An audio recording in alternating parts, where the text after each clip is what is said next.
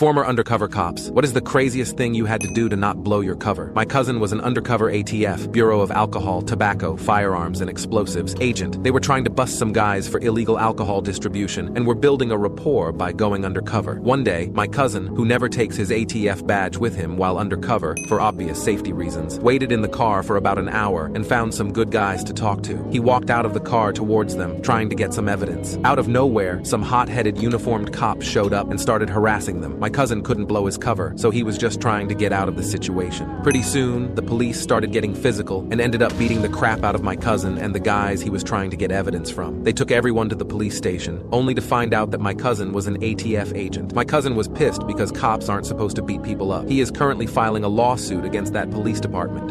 People who passed away for a few minutes and came back. What was it like? A friend of mine had an overdose, caused a stroke, and legally passed away for a little under 3 minutes in the ambulance on the way to the hospital. He remembers the stroke and being wheeled to the ambulance on a stretcher. Then he felt like he was floating under ice-cold water and it was dark, but he wasn't really thinking or feeling anything emotionally, just existing and knowing it was very, very cold, and he couldn't see. He told that he was looking around and just acknowledged his surroundings. By the time his brain processed where he realized he was drowning, he looked down. It was pitch black, looked up and swam for his life. It felt like he was running out of oxygen just as he hit the top. He woke up and the EMTs were kind of freaked out because his heart had stopped long enough that they figured he was done. At some point in the following days, he became convinced that what he experienced was hell minus the knowledge of suffering, like a toned-down preview, and thought it was a warning for him to change his life. Sadly, he didn't stay clean for long.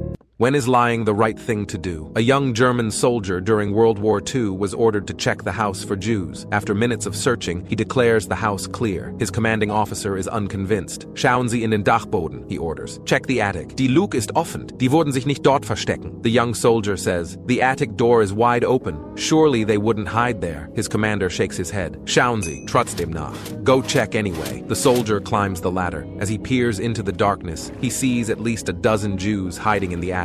All women and children. Their terrified faces look back at him. Nobody dares to move. The young soldier turns and shouts to his commander, Alles klar, all clear. The soldier closes the trap door, leaving the Jews in the dark. He will never see them again. Decades later, one of the young children in the attic will recall the anonymous soldier's kindness. Every single person in the attic survives the war. Many attribute their lives to the young man. Dishonesty is right when it saves innocent lives.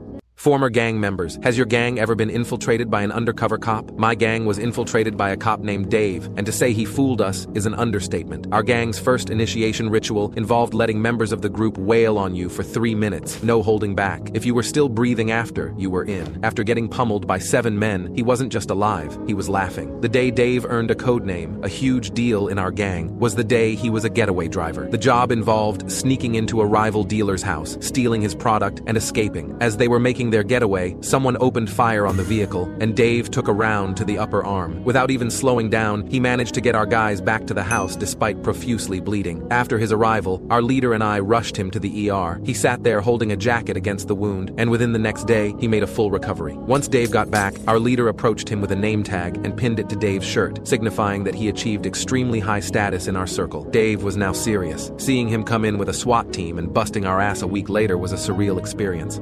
What's the most fucked up thing you've overheard? Overheard a guy in my school, whom I didn't know because he was 2 years younger than me, telling someone over the phone that he didn't want to live anymore. He was so tired of being lonely all the time and getting bullied day in, day out. His crying pierced my soul. I was really popular at that time, had a lot of friends, was always pulling pranks with them, knew the teachers pretty well. So one day, me and my best friend followed him to the bathroom. This sounds so weird, but we had been observing him and we knew he hid in the toilets during breaks, and we kind of started a conversation on how his shirt was really cool and that we were a fan of the same band as him. And then we invited him to sit with us, and we kept that up until we graduated. And to this day, we're still friends. I regularly checked up on him during the time I knew he was depressed, without ever telling him I had overheard him when he was on the phone. He's doing great now. He's in his 2nd year of music academy. I don't know if we saved his life, but I sure bet we made it a little easier for him. And seriously, he's become one of my best friends. Such a sweet kid then, and still a great guy now.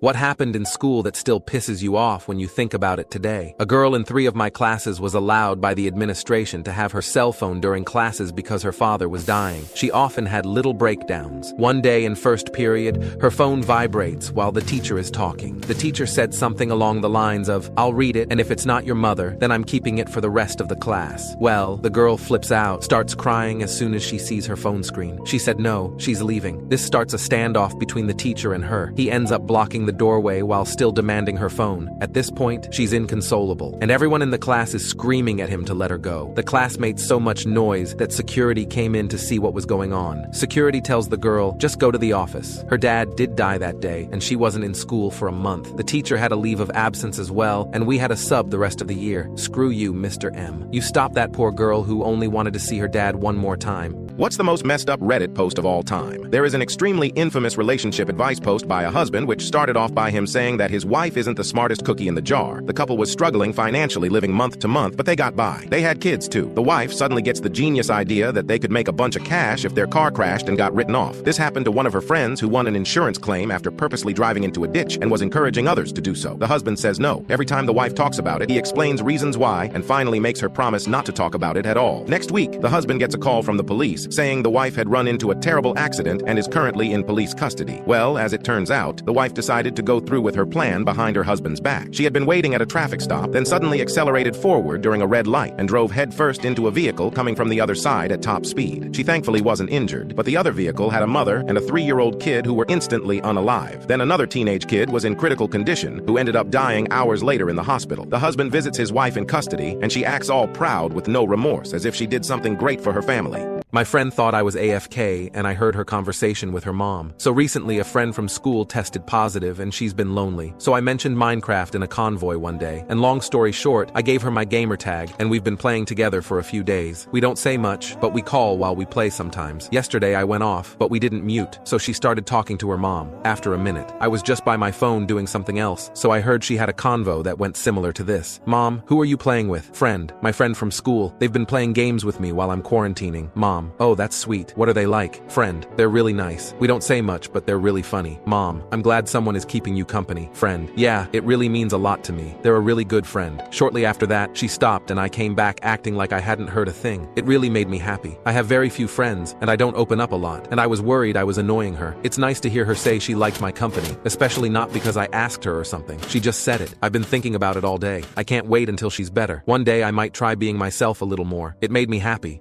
I lost my wife and daughter. I am 32, I was a dad, I was a husband, my wife was 30, my daughter was 4, almost 5. In November, we went somewhere. I don't remember where. It doesn't matter. We got hit by a drunk driver. My wife was unalive instantly, so at least she didn't suffer. My daughter wasn't as lucky. She was put into ICU, broken neck and ribs, collapsed lung, internal bleeding. My daughter held out until January, but hadn't gotten better. They said it would just be better to let her go. Plus, there were so many COVID patients that needed tending to, so I watched as they pulled the plug. I feel like a shitty person. I feel like a failure of a father watching his daughter die. I know there wasn't anything I could do, that her struggle wasn't getting her anywhere. Even now, in April, I'm just now ready to talk about it. Why was I fine, but they weren't? Why did God decide to forsake me alone? Why did I have to lose my only family? What's the smart kid from your school doing now? He was the kid who made high-grade explosives, socially awkward, but a nice guy. While others were dicking around with firecrackers and match heads, he was ordering various chemicals from the internet. His activities triggered online companies to inform the police. Armed police kicked his family's door in at 3 a.m. and stormed the place. The army bomb squad examined the stuff he'd made. It was pretty much stable plastic explosive, but they still had to take it out into the fields behind his house and destroy it. He got away with little more than a caution and court-ordered counseling. I fell out of touch with him, but Facebook stalking reveals he went to Cambridge to study physics. He now designs the software certain companies use to trade on the stock market. He married the daughter of a Hong Kong investment banker and splits his time between his apartment in Hong Kong and house in London.